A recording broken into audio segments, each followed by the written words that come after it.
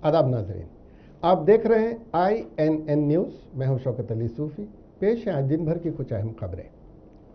वज़ीर आज़म नरेंद्र मोदी ने कोरोना के दौर में डॉक्टरों की खिदमत की तारीफ करते हुए डॉक्टरों को 1 जुलाई को मुनक्किद होने वाले डॉक्टर्स डे की पेशगी नेक ख्वाहिशात दी और कहा कि उनकी खुद सुपुर्दगी की वजह से वबा से लातेदाद लोगों की जान बचाई जा सकी है। मोदी ने इतवार को रेडियो पर नशर होने वाले अपने माहाना प्रोग्राम मन की बात में कहा कि 1 जुलाई को हम नेशनल डॉक्टर्स डे मनाएंगे।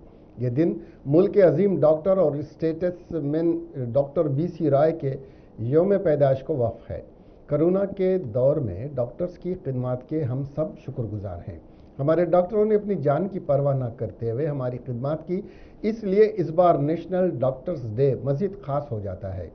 उन्होंने तिबी दुनिया के सबसे मुअज़्ज़िज़ हिपोक्रेट्स की मिसाल देते हुए कहा कि जहां आर्ट ऑफ मेडिसिन के लिए मोहब्बत होती है, वहां इंसानियत के लिए भी मोहब्बत होती है। डॉक्टर इसी मोहब्बत की ताकत से हमारी खिदमत कर पाते हैं, इसलिए हमारी ये जिम्मेदारी है कि हम इतनी ही मोहब्बत से उनका शुक्रिया अदा करें, उनकी हौसला अफजाई करें। मिस्टर मोदी ने डॉक्टरों की मदद के लिए आगे आने वाले लोगों का जिक्र करते हुए कहा कि श्रीनगर से एक ऐसी ही कोशिश के बारे में मुझे पता चला है। यहाँ डल झील में एक बोट एम्बुलेंस सर्विस की शुरुआत की गई है। इस सर्विस को श्रीनगर में एक हाउस बोट के मालिक तारिक अहमद पतलू जी ने शुरू किया है।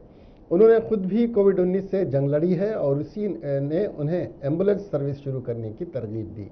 उनकी इस एम्बुलेंस सर्विस से लोगों को बेदार करने की मुहिम चल रही है। वो मुसलसिल एम्बुलेंस से ऐलानात भी कर रहे हैं। कोशिश यही है कि लोग मास्क पहनने से लेकर दूसरी हर ज़रूरी एहतियात बरतें।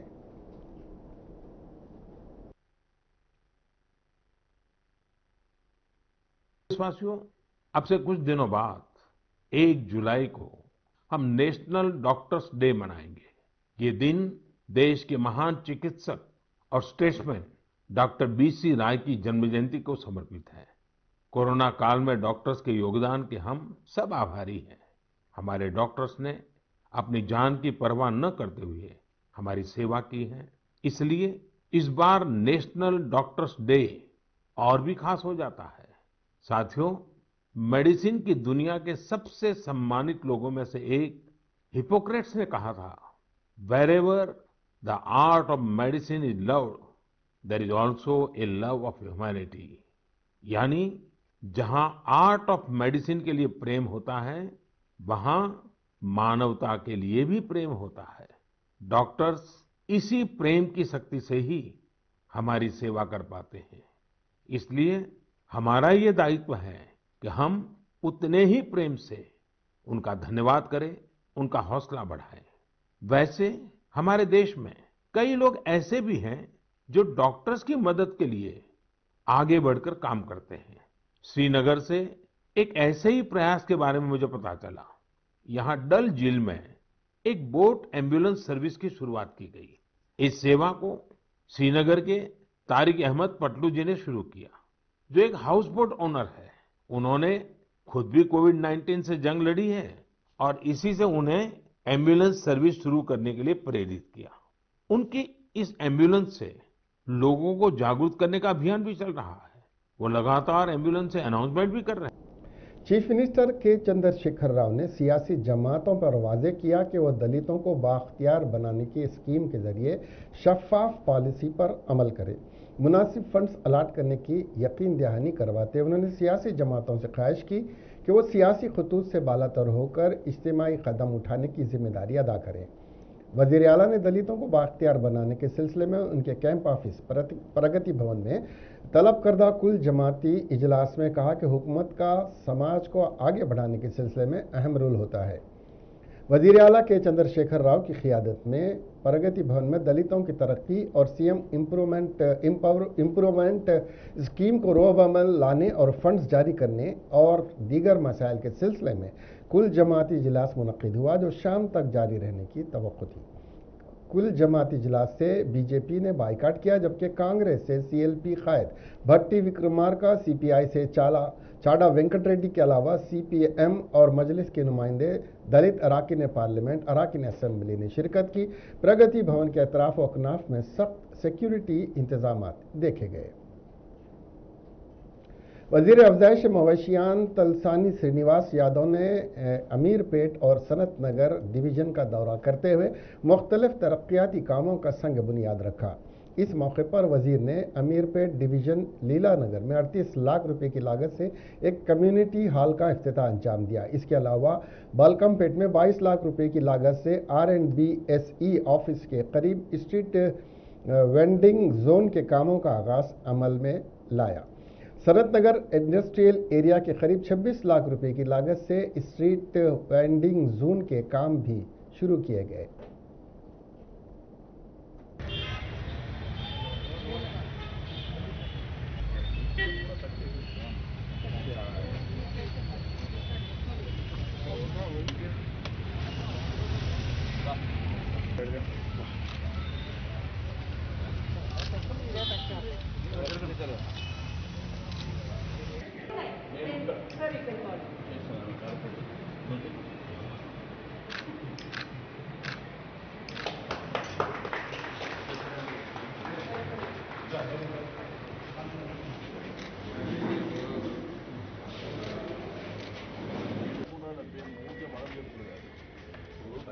ఒక మంచి ప్లాట్ఫామ్ ఉంది. ఇప్పుడు మెంబర్షిప్ చేసుకోండి. మెంబర్షిప్ చేస్తున్నారు తర్వాత సీనియర్ సిటిజన్స్ అందరినీ సాయంత్రం వచ్చి యూటిలైజ్ చేస్తారు, వాడుకోవాలి కదా.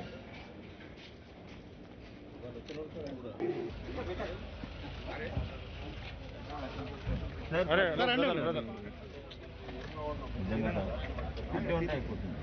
సార్ అన్నీ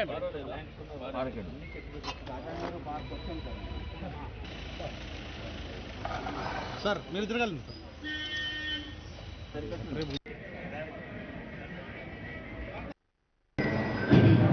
అధ్యక్షుడు వారికి కమిటీ సభ్యులకు అందరికీ తెలియదు కేసు మీకు అడ్వకేట్ మీరు రెగ్యులర్గా మాత్రం ఈ కాలనీ అపార్ట్మెంట్స్ మెంబర్షిప్ చేయండి. ఎందుకంటే ప్రతిసారి మీ అటెండెన్స్ విషయంలో ఇన్ని వర్కులు జరిగితే కూడా కనీసం ఇక్కడ మన అసోసియేషన్కి వచ్చి స్మార్ట్గా చదువుతారు.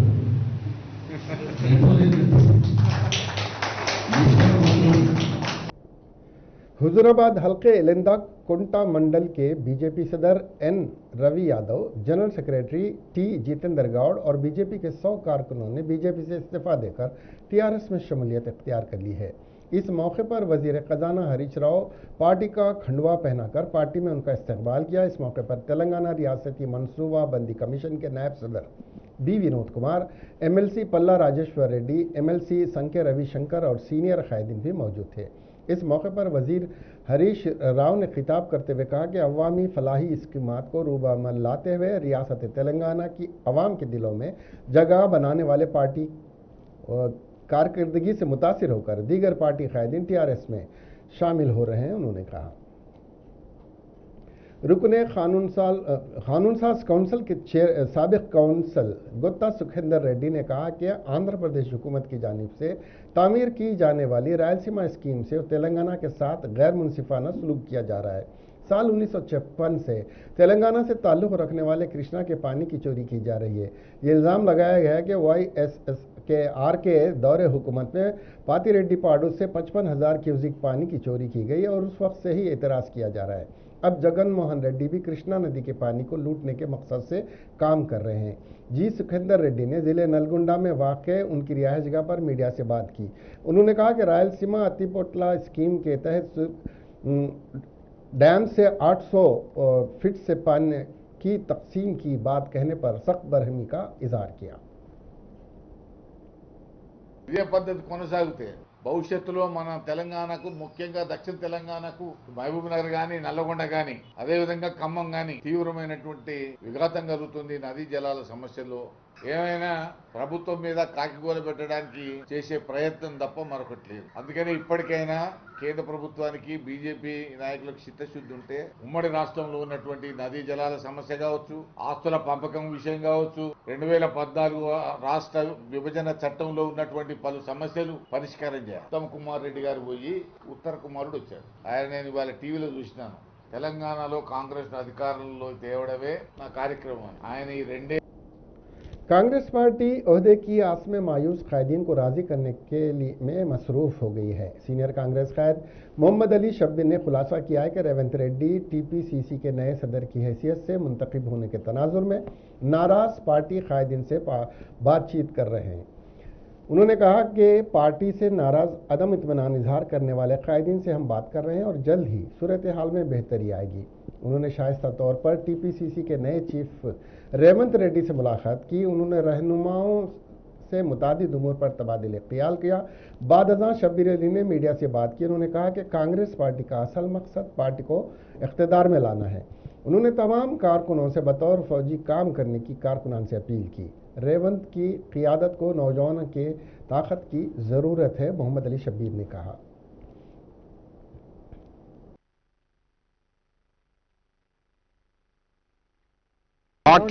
హార్ట్ఫుల్గా ఆమెకు కృతజ్ఞతలు ధన్యవాదాలు తెలియజేస్తూ ఇప్పుడు అందరు కలిసి పనిచేసే సమయం వచ్చింది. నో సీనియర్ నో జూనియర్, అందరు కాంగ్రెస్ సోల్జర్సే, అందరు కాంగ్రెస్ సిపాయిలుగా మనము యుద్ధంలో ఉన్నాము. కేసీఆర్తో యుద్ధంలో ఉన్నాము. యుద్ధంలో అందరు సైనికులుగా పనిచేసి ఎవరు బాధ్యతలు వాళ్ళు చేసి రాబోయే దినాల్లో ప్రభుత్వం తీసుకువచ్చి ఇక్కడ ప్రజలకు న్యాయం చేయాలా. తెలంగాణ 3 అంశాల మీద వచ్చింది. నియామకాలు లేవు, నిధులు కొట్టుకుపోయిండు.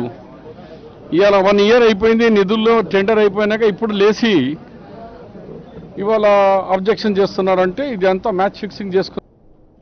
बीजेपी के रुकन पार्लियामेंट धर्मपुरी अरविंद ने हालिया सियासी सूरत हाल के तनाजुर में दिलचस्प रिमार्क्स किए हैं।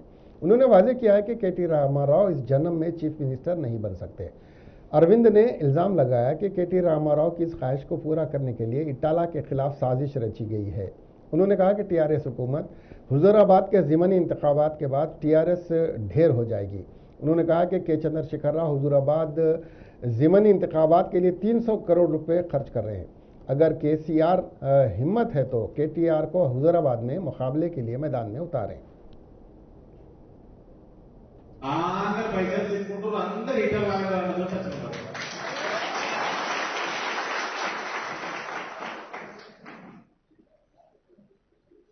పైసలు అందుకుంటుంటూ వాళ్ళని పంపించేస్తారు, లీడర్ అనుకుంటుంది.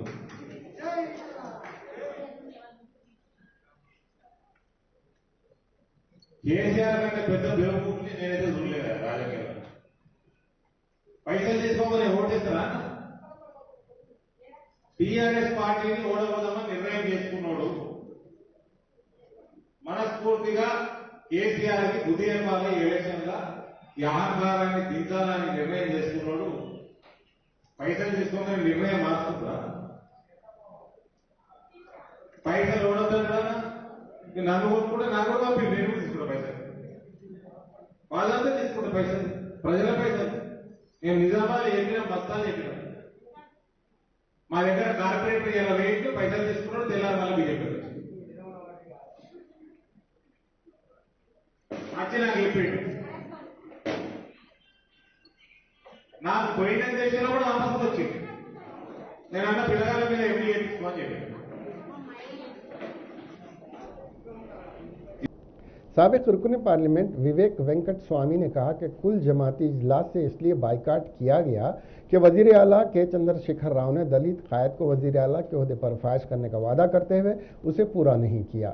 बीजेपी पार्टी ऑफिस में दलितों के मसाइल को लेकर एक इजलास साबिक रुकन पार्लियामेंट विवेक वेंकट स्वामी की क़ियादत में मुनक़िद हुआ। बादशाह विवेक वेंकट स्वामी ने मीडिया से बात करते हुए बताया कि बीजेपी वजीर आला के चंद्रशेखर राव की जानिब से मुनक़्क़िद 90% दलित कवायद किसानों को रैतु बंधु स्कीम से महरूम किया। दलितों को 3 एकड़ अराजी आज तक फराहम नहीं की गई और इट्टला राजेंद्र को बीसी कायद होने की वजह से उन पर बेबुनियाद इल्ज़ामात आयद किए गए। ఆ ఆలోచన ఎందుకు రాలే ముఖ్యమంత్రికి అని చెప్పి మేము ప్రశ్నిస్తున్నాము. నిజంగానే దళితుల మీద నీకు ప్రేమ ఉంటే ఎందుకు ఈ 3 ఎకరాల భూమి? ఎందుకంటే మేము చాలాసార్లు నేను టీఆర్ఎస్ పార్టీలో ఉన్నప్పుడు నేను ఈ అంశం రేజ్ చేసినాను. సార్ మీరు ఈ మాట ఇచ్చినారు, బడ్జెట్ అలొకేషన్ సరిపోతలేదు, 5 లక్షలతో ఎవరు కూడా ముందుకు రావట్లేదు భూమి ఇవ్వడానికి. మీరు ల్యాండ్ అక్విజిషన్ రేటు పెంచకపోతే మీరు ల్యాండ్ రాదు, మనం ఎక్కువ భూమి దళితులకు ఏదైతే మాట ఇచ్చినామో దాన్ని పూర్తి చేయలేమని చెప్పి చాలాసార్లు ఈ విషయం చెప్పడం జరిగింది. ఆయనకు నచ్చలేదు. తర్వాత రైతు మనం చూస్తున్నాము, దళితుల ముఖం 3 ఎకరాలు ఇవ్వమంటే భూమి లేదని చెప్పి ఆయన చెప్పినాడు. 2-3 సార్లు అసెంబ్లీలో కూడా ఎంత ఖర్చు అయినప్పటికీ కూడా మేము कोदंडराम ने कहा कि कृष्णा के पानी पर तेलंगाना के साथ नाइंसाफी हो रही है। तेलंगाना हुकूमत कृष्णा नदी पर तामीर किए जाने वाले प्रोजेक्ट पर 18,000 करोड़ खर्च करने पर तेलंगाना के किसानों को आपाशी के लिए पानी हासिल नहीं हो रहा, लेकिन केसीआर सारा बजट कालेश्वरम पर खर्च करते हुए मेगा कृष्णा कॉन्ट्रैक्टर को जिंदा रख रहे हैं। हम पानी के लिए तेलंगाना हासिल किए हैं, तेलंगाना के लिए हमारे नौजवान ने खुदकुशी की है। तेलंगाना हुकूमत कृष्णा नदी पर तसाहुली बरतने की वजह से आज हमारे साथ नाइंसाफी हो रही है, प्रोफेसर कोदंडराम ने कहा। పడే వాళ్ళు గౌరవించేవాళ్ళు, కానీ ఇప్పుడు మాట్లాడవలసిన మాటలు కాదు. ఇవాళ మీరు అధికారంలో ఉన్నారు కాబట్టి మీ బాధ్యతలు ఇంట్లో గుర్తు చేసుకోవాలి. ఈ సందర్భంగా మేము నిన్న చాలామంది నాగం జనార్దన్ రెడ్డి గారు, అదేవిధంగా రిటైర్డ్ ఇంజనీర్లు, తర్వాత జలసాధన ఉద్యమంలో క్రియాశీలకంగా పాల్గొంటున్న వాళ్ళు అందరూ కలిసి నిన్న చాలా చర్చ చేసి మేము అనుకున్నది ఏంటంటే, ఇవాళ కృష్ణా జలాల విషయంలో చాలా ఆలోచన అయితే అవసరం. కృష్ణా జలాల పంపిణీలోనే తెలంగాణకు అన్యాయం జరిగిందని చెప్పి రాష్ట్ర సాధన ఉద్యమంలో పెద్ద ఎత్తున మనం ప్రచారం చేసినాం. మన రాష్ట్రం మనకి ఏర్పడితే కృష్ణానది నీళ్లు మనం సాధించుకుంటామని ఆశపడ్డాం. కానీ తెలంగాణ వచ్చిన తర్వాత కూడా हैदराबाद के अलावा सारी रियासतें तेलंगाना के कई अजला में बारिश का सिलसिला जारी है, जो पीर तक जारी रहेगा। हैदराबाद में हफ्ते की आधी रात से बारिश शुरू हुई थी, लेकिन इतवार की सुबह के औकात में कुछ घंटों के लिए थम गई और दोपहर से दोबारा बारिश का सिलसिला शुरू हो गया। रियासत के दीगर इलाकों में भी बारिश का सिलसिला जारी है। महबूबाबाद ज़िले में सबसे ज़्यादा 18 सेंटीमीटर बारिश हुई, जबकि ज़िले वरंगल में 13, निर्मल, भुवनगिर, जनगांव में 12 सेंटीमीटर बारिश रिकॉर्ड की गई।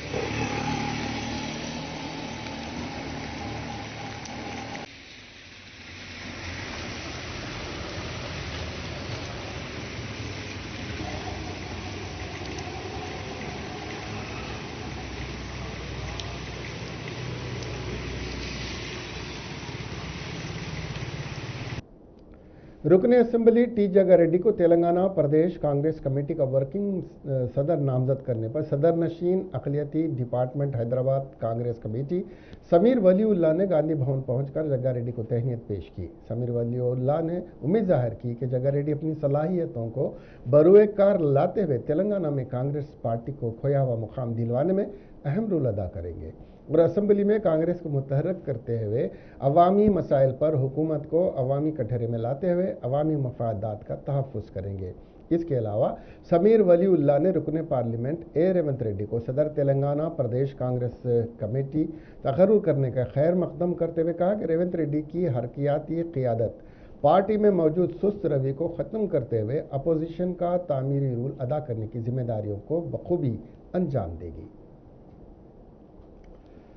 रियासत तेलंगाना के director general police Mahendra Reddy chief minister KCR की हिदायत पर जिले खम्मम का दौरा किया। वाज़ेह है कि इस महीने की 18 तारीख को अडगुडूर पुलिस स्टेशन में मरियम्मा नामी एक दलित खातून की मौत हो गई थी। डीजीपी मरियम्मा की मौत की मुमकिना वजूहात की तहकीकात कर रहे हैं। डीजीपी ने मरियम्मा के बेटे से मुलाकात की, जो खम्मम के एक अस्पताल में ज़ेर इलाज है। इस मौके पर उन्होंने मरियम्मा कुंबे के अफराद ख़ानदान से बात की। डीजीपी जल्द ही मरियम की मौत के वाक़े पर मीडिया से बात करेंगे। कांग्रेस के हज़ब इख्तलाफ के रहनुमाओं ने चीफ मिनिस्टर के चंद्रशेखर राव से मुतालबा किया कि वो मरियम्मा की लॉक ऑफ डेथ की मौत की तहकीकात कराएं और डीजीपी को हिदायत दें कि वो इस वाक़े के जिम्मेदार पुलिस के खिलाफ सख्त कार्रवाई करें। ఇలాంటి సంఘటనలు జరగకుండా చూడాల్సినటువంటి బాధ్యత పోలీస్ డిపార్ట్మెంట్లో ఉన్నటువంటి అందరి అధికారులు సిబ్బంది పైన ఉన్నది. తెలంగాణ పోలీస్ డిపార్ట్మెంటు ఒక సిటిజన్ ఫ్రెండ్లీ వాతావరణంలో ప్రజలకు మరింత దగ్గరయ్యే విధంగా పనిచేస్తూ ఇట్లాంటి సంఘటనలు భవిష్యత్తులో జరగకుండా మరిన్ని కఠినమైనటువంటి చర్యలు తీసుకోవడం జరుగుతుంది. నేరాలను నివారించడం, నేరస్తుల్ని పట్టుకోవడం, శాంతి భద్రతలను పరిరక్షించడం, ఇవన్నీ చేసేటటువంటి ప్రాసెస్లో ఈ లక్ష్యాలను సాధించేటటువంటి క్రమంలో పోలీస్ వ్యవస్థలో ఉన్నటువంటి ప్రతి అధికారి సిబ్బంది కూడా ప్రజల యొక్క ప్రాణాలని, ప్రజల యొక్క ఆత్మగౌరవాన్ని దెబ్బతీయకుండా ఎట్టి పరిస్థితుల్లో కూడా మనము వారికి తగినటువంటి గౌరవం ఇస్తూ పోలీస్ స్టేషన్స్లో सीपीएम के मरकजी कमेटी मेंबर वीरन्ना ने रियासत की तरक्की के लिए मुख्तस करदा फंड्स की इजराई में ताखिर पर हुकूमत को तनकीद का निशाना बनाया। उन्होंने कहा कि तेलंगाना की रियासती हुकूमत ने देही, शहरी और जंगल की तरक्की के लिए फंड्स मुख्तस करने का ऐलान किया था और देही, शहरी और जंगल की तरक्की के लिए पुरअज़्म होना भी अच्छी बात है, लेकिन तरक्की के लिए रकम मुख्तस करने का तरीक़ा सही नहीं है। उन्होंने कहा कि वज़ीरों और कलेक्टर्स को कोटावारी सतह पर फंड मुख्तस करना नामुनासिब अमल है। ऐसा करने से वज़रा को अपने सियासी मकसद के लिए फंड्स इस्तेमाल करने का मौका मिलेगा, जिससे बदउनवानी का इम्कान है। ఈ మంత్రికి కోట, కలెక్టర్కు కోట ఏం పద్ధతి? రాష్ట్ర ప్రభుత్వం గ్రామాలను అభివృద్ధి చేయాలనుకున్నప్పుడు గ్రామ పంచాయతీకి ఇంత డబ్బు కేటాయిస్తున్నామని చెప్పాలి. పట్టణాలను అభివృద్ధి చేస్తానన్నప్పుడు ఆ పట్టణానికి ఇంత డబ్బు కేటాయిస్తున్నాం, లేదా ఇగో డివిజన్కి ఇంత డబ్బు కేటాయిస్తున్నామని చెప్పాలి. ఇట్లా కాకుండా కలెక్టర్ కోట ₹1,00,00,000, మంత్రి కోట 2 కోట్లు అని అంటే దాని అర్థం ఏంటి? ఇది నిజంగా గ్రామీణాభివృద్ధికి, పట్టణాభివృద్ధికి ఉపయోగపడేదా? మంత్రి అనంటే అర్థం ఏమిటి? మంత్రి దయాదాక్షిణ్యాల మీద కేటాయింపులు ఉంటాయని అర్థం. అప్పుడు మంత్రిని ప్రసన్నం చేసుకుంటే వస్తుంది, లేకపోతే రాదు. రెండవది ఏమిటి? అధికార పార్టీకి చెందినవాడు మంత్రి. सीपीआई के कौमी सेक्रेटरी के नारायण ने कहा कि तनकीद पर जवाबी हमला करना सियासत नहीं है, मसाइल को हल करना ही सियासत है। उन्होंने कहा कि तनकीदों को एक चैलेंज की तरह लेकर उसका जवाब मसले को हल करते हुए देना चाहिए। रियासती हुकूमत बेघर गुरबा को जो मकानात फराहम कर रही है उसमें चंद तब्दीलियों की ज़रूरत है। मेरे बयान की वाईएसआर कांग्रेस जमात के रुकन असम्बली प्रसन्ना कुमार रेड्डी ने भी मुदाफ़त की है। नारायण ने कहा कि हुकूमत जो मकानात फराहम कर रही है वो नए शादीशुदा जोड़े के लिए भी नाकाफ़ी है। इन मकानात में तब्दीलियों की ज़रूरत है। कल के दिन नए शादीशुदा जोड़े की औलाद कहाँ रहेगी, इस पर हुकूमत को गौर करने की ज़रूरत है। मकानात के रकबे में थोड़ा इजाफा करने की ज़रूरत है। नारायण ने कहा कि साबिक chief minister YS Rajasekhara Reddy तनकीदों को चैलेंज के तौर पर लेते हुए उसको हल करने का वज़रा को मशवरा देते थे। మా చిరకాల మిత్రుడు పెద్ద రామచంద్ర గారు ఇప్పుడేమంటారు? నిన్న ప్రసన్న కుమార్ రెడ్డి కోవూరు, నెల్లూరు ఆయన జిల్లా పరిషత్ మాట్లాడినప్పుడు స్పష్టంగా చెప్పారు, కొత్తగా నిర్మించేటువంటి ఇండ్లు కనీసం కొత్తగా పెళ్ళైన పెళ్లి కూతురు పెళ్లి కొడుకు కూడా కాపురం చేసుకోలేరు. అలాంటప్పుడు దాన్ని కొంచెం మార్చాలని చెప్పేసి సలహా ఇచ్చారు. నిజమే, శోభనం గదికే అది ఉపయోగపడకపోతే శోభనం గది తర్వాత మళ్ళీ పిల్లలు పుడతారు కదా, మళ్ళీ వాళ్ళే అవుతారు. అందువల్ల నా సలహా ఏంటంటే కొత్తగా పెళ్ళైన అందరికి కూడా పిల్లలు పట్టుకుని ఆపరేషన్ చేయించేసి వాళ్ళకి కూడా కొత్త ఇల్లు ఇస్తే తంటాలు పట్టుకుని సాపులు ఉంటారు, లేకపోతే కష్టం అవుతుంది. నేను ముందే చెప్పాను, సౌకర్యం ఇవ్వండి అయ్యా, ఎట్లయితే కష్టపడుతున్నారు, ఇండ్లు ఇస్తున్నారు, ప్రజలు సంతోషపడుతున్నారు, ఎట్లయితే ఖర్చు పెడుతున్నారు, దాన్ని ఇంకొంచెం ఎక్స్టెండ్ చేయండి. कांग्रेस पार्टी के सीनियर कायदो साबिक एमपी अंजन कुमार यादव ने कहा कि बेरोजगारी से तंग आकर लोग मर रहे हैं। उन्होंने कहा कि तेलंगाना तहरीक चलाकर तेलंगाना इसलिए हासिल किया गया कि यहाँ की अवाम की तरक्की हो और रियासत भी तरक्की करे, ना कि केसीआर और उनकी फैमिली की तरक्की हो। उनकी फैमिली को तेलंगाना लूटने का मौका मिल गया है। दरमियानी तबके और बिछड़े हुए तबकात की तरक्की के लिए तेलंगाना हासिल किया गया था। उन्होंने कहा कि बीजेपी और फ़िरका परस्तों के खिलाफ कांग्रेस पार्टी आज भी मुकाबला कर रही है। बीजेपी मरकज़ को लूट रही है और केसीआर रियासत को लूट रहे हैं। चीफ मिनिस्टर झूठे और पीएम भी झूठे हैं। टीआरएस और बीजेपी दोनों एक ही हैं। अंजन कुमार यादव ने कहा कि अब की बार तेलंगाना में कांग्रेस सरकार। लाखों लोगों की सेवा करना, एसटी, एससी, बीसी, माइनॉरिटी सभी लोग मद्देनजर रखते हुए तेलंगाना दी। तेलंगाना का हम लोग हर जगह जाकर मैडम सोनिया गांधी का सैक्रिफाइस का सब कुछ सुनाकर कांग्रेस को वोट देना। कांग्रेस सेकुलर पार्टी है। कांग्रेस आज के दिन भी मोदी से लड़ रही, बीजेपी सरकार से लड़ रही, आरएसएस से लड़ रही और देश में राहुल गांधी, सोनिया गांधी के सिवा कोई भी ये क्रिमिनल पार्टियों से कौन लड़ रहा? क्रिमिनल विश्वास से सेकुलर पार्टी कांग्रेस पार्टी देश को आज़ादी दिया रही, देश को आज़ादी दिला सो पार्टी आज कल आके कांग्रेस क्या कर रही बोल रहे। 60 साल से क्या करी? 60 साल से सब कुछ करे बोलोगे। यहाँ तक है डैमा बनाया, बड़े बड़े रोड़ा डाले, इंडस्ट्रियाँ डाले। तू बेच रहा अंबानी को, अदानी को लाए हम, तू बेच रहा तो बड़े बड़े आकर जाके साउथ सेंट्रल। कांग्रेस पार्टी के सीनियर लीडर और साबिक रुकन राज्यसभा वी हनुमंतराव की तबीयत खराब होने पर उनके घर वालों ने उन्हें हैदरगुड़ा के खानगी दवाखाने में शरीक करवा दिया। वी हनुमंतराव को दर्द शिकम की शिकायत पर दवाखाने से रुजू किया गया। डॉक्टरों ने बताया कि उनकी सेहत मुस्तहकम है। डॉक्टरों ने यह भी कहा कि उन्हें बहुत जल्द डिस्चार्ज कर दिया जाएगा। नाज़रीन, आपको बता दें कि गुज़िश्ता साल वो कोविड-19 का शिकार हुए थे, ताहम वो इस वायरस से जल्द सेहतयाब हो गए थे और अब दर्द शिकम की वजह से दवाखाने में ज़ेरे इलाज हैं। चीफ मिनिस्टर के चंद्रशेखर राव की सरकारी क़ियामगाह के पास एक लड़की ने हंगामा आराई की। वो सड़क पर बैठ गई और उसने मुतालबा किया कि चीफ मिनिस्टर उसका मसला सुने। लड़की का कहना था कि मुलाजिमतों के लिए नोटिफिकेशन जारी किया जाए, गरीबों के साथ इंसाफ किया जाए और चीफ मिनिस्टर इन मसाइल की एकसुई करे। पुलिस ने लड़की को हिरासत में लेकर मुतालिका पुलिस स्टेशन मुंतकिल कर दिया। इब्तिदाई इत्तलात के मुताबिक लड़की का ताल्लुक निज़ामाबाद ज़िले से था। पेट्रोल की कीमत में एक मरतबा फिर इजाफा हो गया है। तेल की कंपनियों ने 1 लीटर पेट्रोल की कीमत में 36 पैसे का इजाफा किया, जबकि डीजल पर 26 पैसे का इजाफा किया गया है। इस इजाफे के बाद दारुल हुकूमत हैदराबाद में पेट्रोल की कीमत 102 रुपये 32 पैसे हो गई है, जबकि डीजल की कीमत 96 रुपये 8 पैसे हो गई है।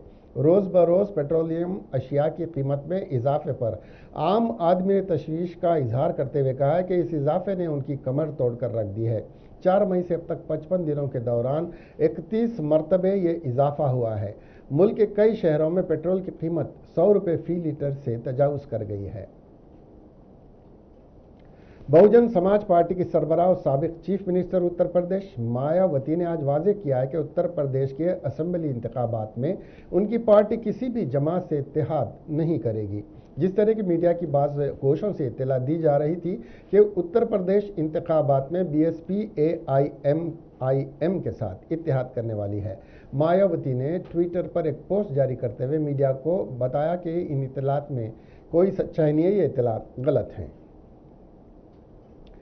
रियासत आंध्र प्रदेश के ज़िले कृष्णा में एक बहू ने अपनी सास पर गरम तेल डाल दिया। ये वाक़या गुड़ीवाड़ा में पेश आया। लक्ष्मी नामी खातून सोई हुई थी कि बहू स्वरूपा ने उस पर खौलता हुआ तेल डाल दिया, जिसके नतीजे में खातून शदीद तौर पर झुलस गई। उसे इलाज के लिए अस्पताल मुंतकिल कर दिया गया है। मालूम हुआ कि हुकूमत आंध्र प्रदेश की जानिब से मुअम्मर अफराद को वजीफे की रकम दी जाती है। सास को हर माह मिलने वाली रकम न देने पर बहू ने यह जालिमाना हरकत की। पुलिस ने इस मामले में लक्ष्मी की बहू और बेटे को हिरासत में ले लिया है। जिले रंगारेड्डी बंडलागुड़ा जागीर के इलाके मालिका अर्जुन कॉलोनी में गुज़िश्ता रात देर गए जान नामी नौजवान पर कातिलाना हमले की वारदात से सनसनी फैल गई है। जान को शदीद जख्मी हालत में एक निजी अस्पताल ले जाया गया। पुलिस के मुताबिक चिंतल बस्ती से ताल्लुक़ रखने वाला विनोद ने 2 साल कबल एक खातून को सूद पर रकम दी थी, ताहम वो खातून दुबई चली गई। इस दौरान विनोद और इस खातून के दरमियान रकम की लेन देन पर बहस व तकरार हुई। खातून विनोद से कहा कि वो उसे रकम नहीं देगी, जिस पर बरहम विनोद ने इस खातून के बेटे जान और उसकी मां पर कातिलाना हमला कर दिया। मुकामी लोगों के मुताबिक राजेंद्र नगर पुलिस मौके पर पहुंचकर विनोद को गिरफ्तार कर लिया है और इस सिलसिले में एक मुकदमा दर्ज करते हुए तहकीकात कर रही है। మొన్న కూడా జాతికి చెందినటువంటి శ్రీమతి రీనా, ఈమెకి ఇద్దరు కుమార్తెలు, ఒక కుమార్తె పేరు इसके साथ ही ये खबरें यहीं खत्म हुई। अब हमें दीजिए इजाज़त और देखते रहिए INN चैनल। खुदा हाफिज।